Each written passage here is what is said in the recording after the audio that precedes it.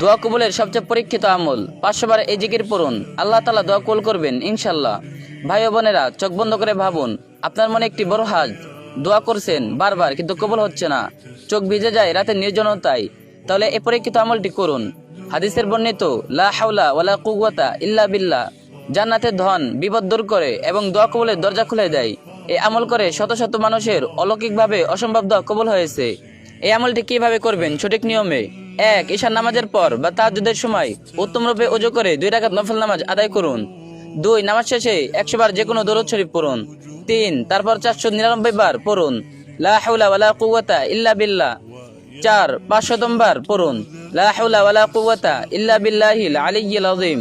5. তারপর আবার 100 বার দরুদ শরীফ পড়ুন।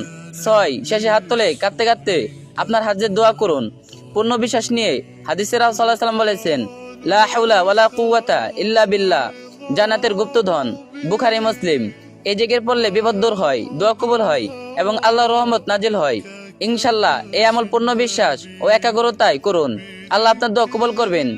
অন্তরে অফুরন্ত শান্তি নামবে, চোখ ভিজে যাবে কৃতজ্ঞতায়। যারা এই ভিডিও দেখছেন সকল মুসলিম উম্মাহর জন্য দোয়া করুন, আমার জন্য দোয়া করুন। আল্লাহ আমাদের সবার দোয়া কবুল করুন, আমিন।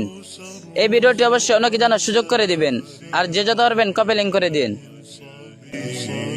سبيل الدموع سبيل